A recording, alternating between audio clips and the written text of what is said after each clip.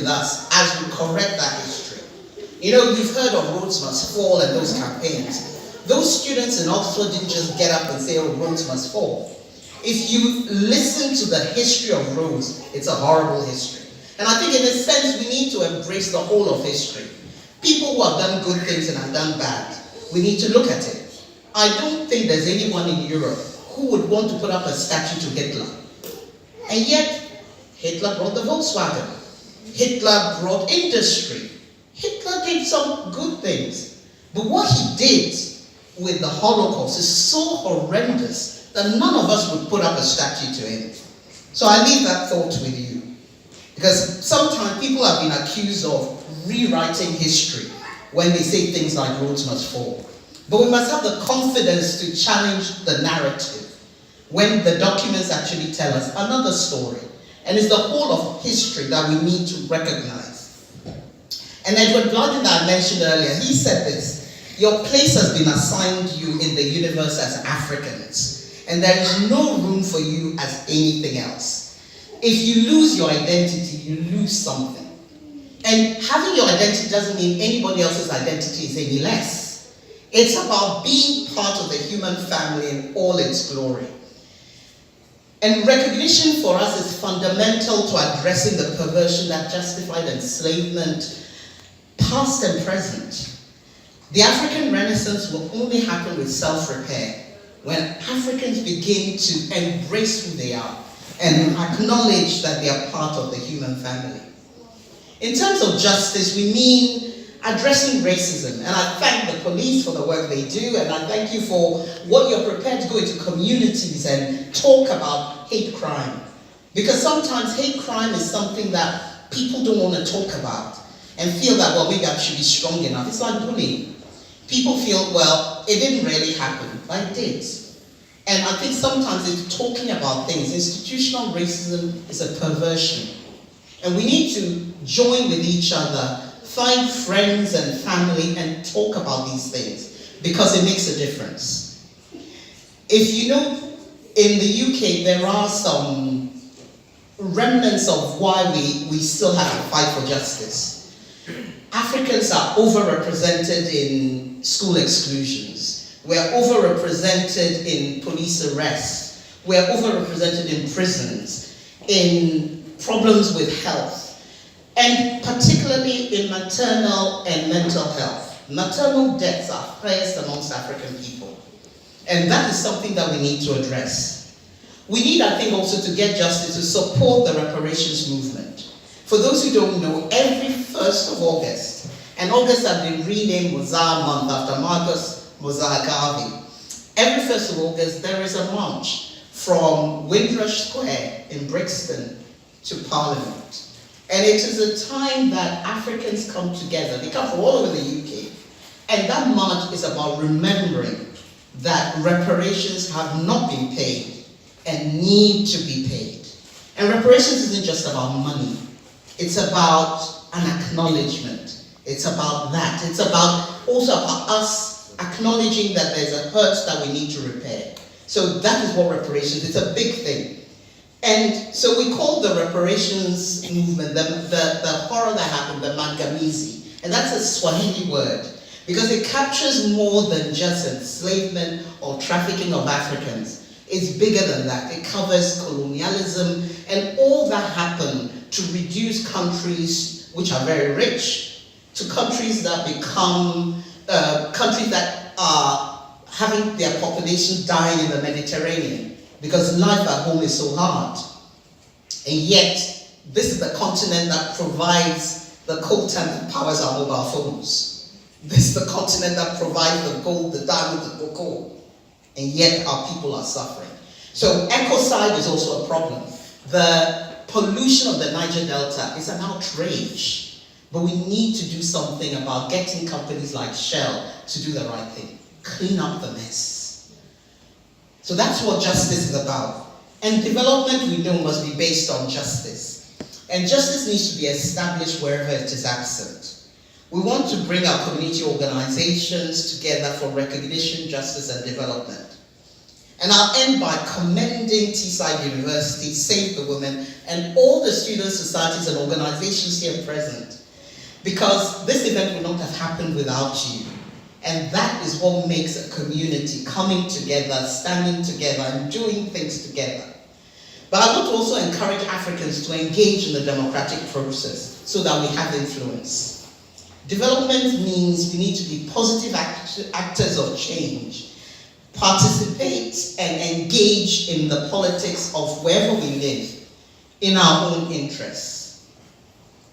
And Corrector Scott King, one of my favorite quotes again from this book, and she's the wife of the widow, was the wife of Martin Luther King.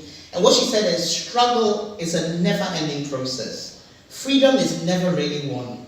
You earn it and win it in every generation.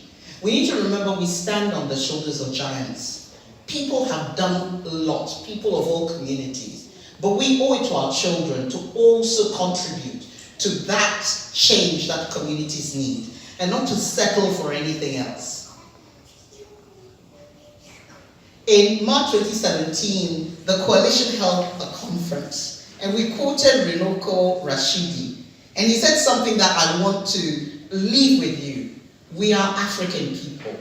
Get comfortable with it, and learn to love your African self.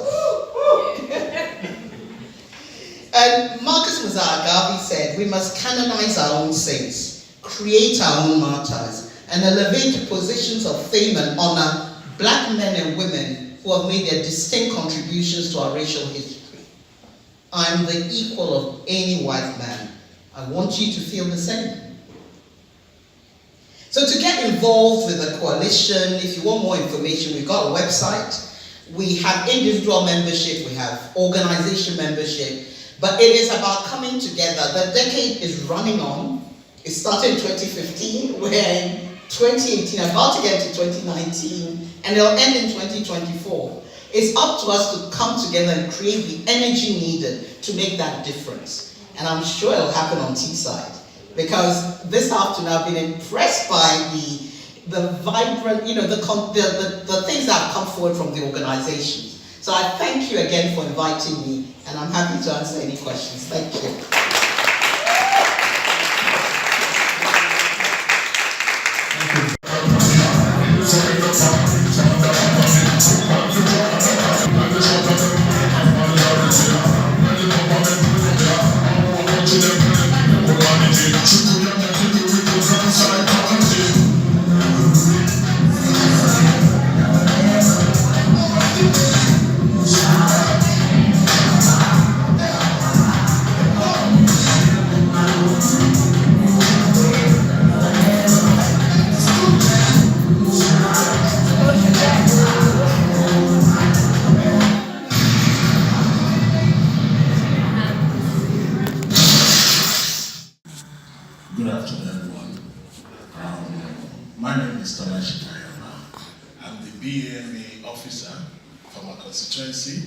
I see myself as a community person. I love to get people together. I work close hand in hand with Mr. Olalekan Odedele as well. So we try to organize people, try to organize events, just to educate our community. And very soon we are planning another program is coming up very soon, just mainly about getting information together to pass it across to our people, because we got to understand that we don't have enough information about our locality, and these are the things that we are trying to do. So, and I want to welcome us all here today again, and I hope we'll enjoy the rest of our day. Thank you so much. Thank you very much.